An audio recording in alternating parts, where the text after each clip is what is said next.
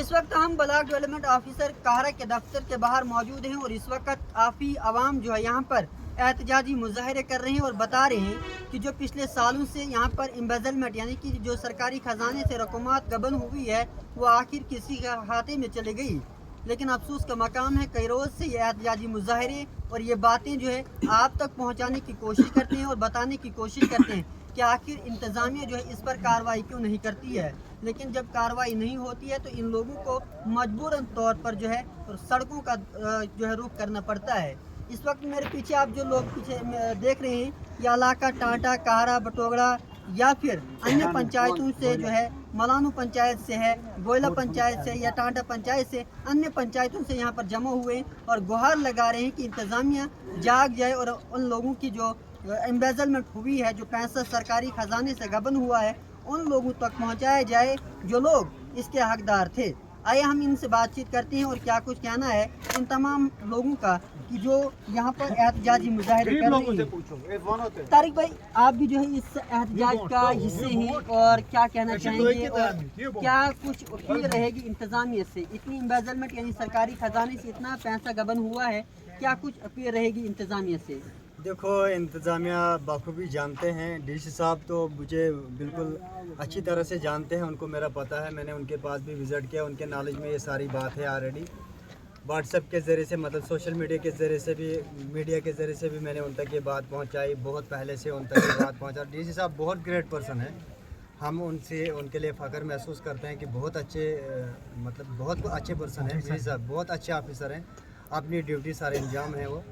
लेकिन बात ये बदकिस्मती हमारी ये भी रही कि देखो 2011 से लेकर 2024 तक हमारा जो नरेगा की जो स्कीम्स आती हैं, 11 से लेकर जब से भी ये लॉन्च हुई है स्कीम, गवर्नमेंट की तरफ से लॉन्च हुई है, 2011 से लेकर 24 तक हमारी पंचायत में होता क्या है, हम बोलते भी आए, अभी भी बोल देंगे कि हमें जो जॉब कार्ड पेमेंट दी जाती है, जो लेबर पेमेंट होती है, वो 3 से 4 हज़ार मिलती है, उससे ऊपर किसी को पैसा नहीं मिलता है। और बात ये रहती है जो मटेरियल का पैसा होता है, स्किल्ड का और मटेरियल का पैसा जो होता है, वो हमें ये पता नहीं चलता। उनको अगर हम सवाल करते हैं कि आपने वेंडर कौन रखे, ना हमें वेंडर का पता होता है कि वेंडर उन्होंने कौन रखे, वो उनके पर्सनल बंदे होते हैं, गुंडे बीच में रखे होते हैं, वो सारा मटेरियल का पैसा उनको उनके खाते में डाल के फिर बाद में डिवाइड करते हैं। उसके बाद क्या होता है, हमने कई बार जब प्रोटेस्ट भी किए, ब्लॉक दफ्तर में आके बात की, बड़े लोगों के पास फरियाद किए, लेकिन सुना किसी ने नहीं। उसके बाद एक बात होती है, मैंने आरटीआई डाली, मेरे साथ आशिक भाई हैं, इनके नाम से आरटीआई है, डीलिंग हम दोनों कर रहे हैं।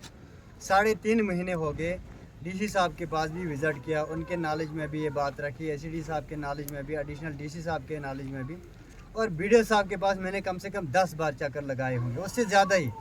इनको फ़ोन किए, इनको रेस्पेक्ट तरीके से, मतलब हर टाइम पे उनको इज़्ज़त दी। बात ये रहती, फर्स्ट अपील भी कंप्लीट हुई, सेकंड अपील भी हुई। फर्स्ट अपील पे हमारी हियरिंग जब हुई, एसीडी साहब के पास बीडीओ साहब मौजूद थे, तो उन्होंने बोला सुनो उन्होंने बोला कि लेंथी रिकॉर्ड है, हम नहीं दे नहीं पाते हैं।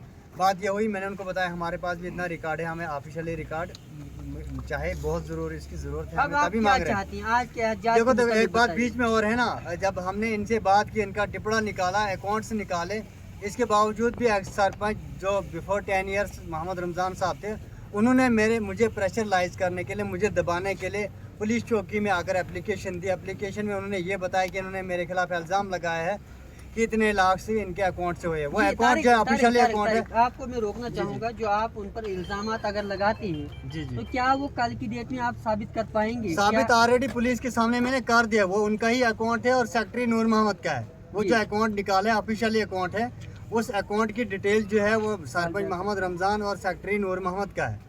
और उसके बावजूद जो पेमेंट आई है वो शबीर जारस के टाइम पे उसने लोगों से फेक एफिडेविट भी लिए हैं, वो 44 लाख रुपए उन्होंने निकाला है और डिवाइड किया है। उसके बाद तारिक जारस जो है 68 लाख रुपए उसके टाइम का है।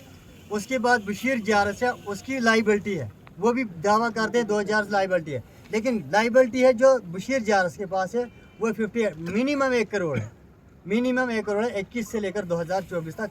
वो पेमेंट भी लोगों को नहीं मिलती है, और वो पेमेंट भी उन्होंने गुंडे वेंडर लगाए हुए थे, वो उन्होंने हड़प करनी थी, और इसके पीछे हम लगे रहे। जो 21 तक की पेमेंट है वो निकाल कर खा गए हैं। वो कहाँ खाई डाली है वो खुद तभी हम एडमिनिस्ट्रेशन से ये रिक्वेस्ट करते वो यहाँ आ जाए, इसका हिसाब दे, और जो पेंडिंग है वो भी हिसाब दे, पब्लिक के साथ हिसाब करे जेन्युइन तरीके से। वेंडर जो फ्रॉड वेंडर हैं उनके ऊपर एलिगेशन है, वो नए वेंडर रजिस्टर्ड करे और वो पैसा दे और हिसाब दे।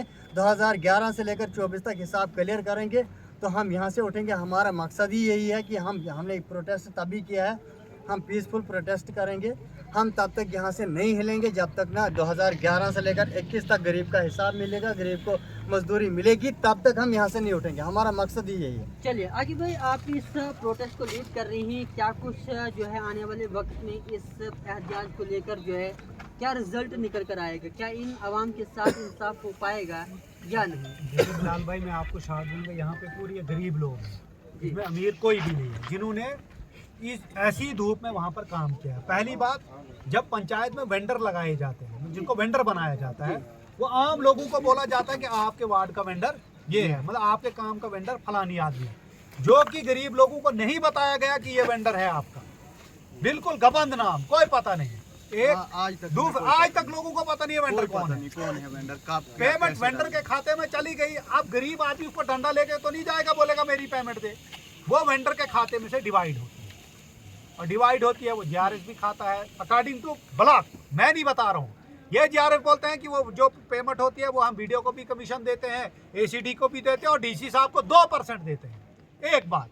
दूसरी बात, ये टाटा, द्रमन, बटोगड़ा, कन्नौज, चब्बा, ये जो एरिया पूरा नीचे तक चारा तक है, ये बहुत गरीब और सीधे लोग हैं। इनका खून इन हरामियों ने, इन चोरों ने, दलालों ने पिया है। मुझे एक बात बताओ, पहला जीआरएफ तारीख 44 लाख रुपए, 44 लाख रुपए छुतेम खियोमत यमन गरीबन शबीर ने। आज तक नहीं पता है कि वो 44 लाख रुपए किसके अकाउंट में गया है। दूसरी बात, जो ही उसके खिलाफ आवाज उठी उन्होंने उसको ट्रांसफर कर दिया, फिर उसके खिलाफ एफआईआर भी लगी है। फिर दूसरा किसको भेजा? तारिक को। तारिक ने 68 लाख रुपए खाया, 68,000 रुपए खाई थे, 68 लाख रुपए उन्हें गरीबों का खाया। जो ही उसके खिलाफ आवाज उठी उसको ट्रांसफर कर दिया। फिर उन्होंने भेजा बशीर जीआरएस को। बदकिस्मती की बात यह है कि गरीब, मिस्कीन, यतीम, बेवा औरतों से उन्होंने 10-10, 20-20 हजार रुपए लिए कि हम आपको आवास प्लस का मकान देंगे। न वो पैसे उनको वापस दिए उन्होंने, और न वो मकान उनको अभी तक मिले हैं। जिनको मिले भी हैं, जब वो बोलते हैं कि हमें दूसरी किस्त दे दो, बोलते हैं पहले 5-5 हजार रुपए दे दो, फिर हम आपका जियो टैग करेंगे दूसरी किस्त के लिए। वो भी जियो टैग अभी तक नहीं हुए हैं। थक गए हम लिस्ट भेज भेज के एसीडी को, वीडियो को। हाँ, कल हो जाएगा, परसों हो जाएगा, लेकिन इन्होंने नहीं किया। अब तीसरी बात पे आ जाओ, 58 लाख रुपए, 58 लाख रुपए अभी स्किल्ड का बांधा। टोटल लगभग लाइबिलिटी 1 करोड़ रुपए है टाटा पटोगड़ा की दमन पंचायत की 2021। वोचर सिस्टम डीसी साहब ने बंद कर लिया था, मेरी बात समझ रहे हो जी। लेकिन आप इनके गुर्दे देखो, इनके एक भ्रष्टाचार से भर कर जो इनके गुर्दे, बोलते हैं हम, कुछ जीआरएस बोलते हैं हम विजिलेंस के बंदे हैं, कुछ बोलते हैं हम आईबी के बंदे हैं, कुछ बोलते हैं सीआईडी डीजी मेरे जेब में है। भाई गरीब जाएगा तो जाएगा किसके सामने, मुझे बताओ। जब सब इनके जेब में है तो हम किसके जेब में जाएंगे? गरीबों का खून भी इन्हीं के जेब में, ऑफिसर भी इन्हीं के जेब में, सब इनके जेब में, तो गरीब किसके सामने गिड़गिड़ाए? 58 लाख रुपए, 58 लाख रुपए स्किल्ड पेमेंट बांधा। जब इनको बोला गया विशेष जीआरएस को कि आप गरीबों की पेमेंट कर दो या आप फाइलें हैंड ओवर कर दो, किसको? जी, नए जीआरएस को। तो उसने क्या किया? उसने हाँ ठीक है सर, मैं हैंड ओवर कर दूंगा। और ये मैंने एसीडी को भी बोला, वीडियो को भी बोला, मेरे सामने उसने दूसरे जीआरएस को फोन किया और कहने लगा यार हम मिल के ये पेमेंट करेंगे। डीसी वीडियो वोचर पे साइन नहीं कर रहा है, हम मिल के पेमेंट करेंगे। तो उसने बोला यार जब वीडियो वोचर पे साइन नहीं करेगा तो लोगों को कैसे पेमेंट मिलेगी? उसने बोला कि हम वीडियो के साथ सेटिंग करेंगे। क्या करेंगे? वीडियो के साथ सेटिंग करेंगे।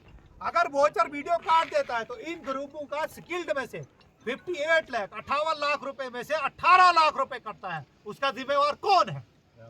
जी चलिए, तो जिस तरह आपने देखा कि यहाँ पर एहतजाजी मुजाहरे जो यहाँ पर आवाम कर रही थी और बता रहे थे कि 1 करोड़ जो रुपया, इनके मुताबिक 1 करोड़ रुपया जो है वो गबन हो चुका है और 1 करोड़ रुपए जो है वो लाइबिलिटीज़ है इन आवाम की।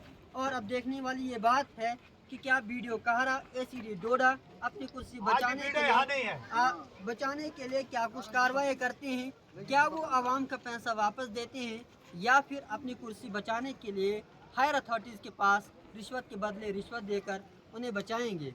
लेकिन अफसोस कि यहाँ जब भी इस ऑफिसर के पास आते हैं या फ़ोन कॉल करते हैं तो उन्हें डिक्टेटरशिप से ज़्यादा और क्या कहूँ, डिक्टेटरशिप जैसी जो है वो यहाँ पर तानाशाही करते हैं, क्योंकि वो जो है या तो फ़ोन नहीं उठाते या तो इन आवाम का मसला नहीं सुनते। इसलिए हम डिप्टी कमिश्नर डोडा और आज के मुख्यमंत्री यानी कि चीफ मिनिस्टर उमर अब्दुल्ला से भी इस बात की गुहार लगा रहे हैं, क्योंकि आप तो इस जम्मू कश्मीर की बागडोर संभाल रहे हैं, तो आइए जो आपने आरडीडी के कैबिनेट मंत्री बनाए हैं उनको भी बताया जाए कि फलानी जगह का ये मसला है, क्योंकि आप ही ने कहा था कि मीडिया आज़ाद तरीके से काम करेगा और यहाँ पर इसी मीडिया के ज़रिए आवाम आपका गुहार लगा रही है और इस पर कार्रवाई करना आपका लाजमी है। बिलाल ब्लेसी, कारा डोडा से।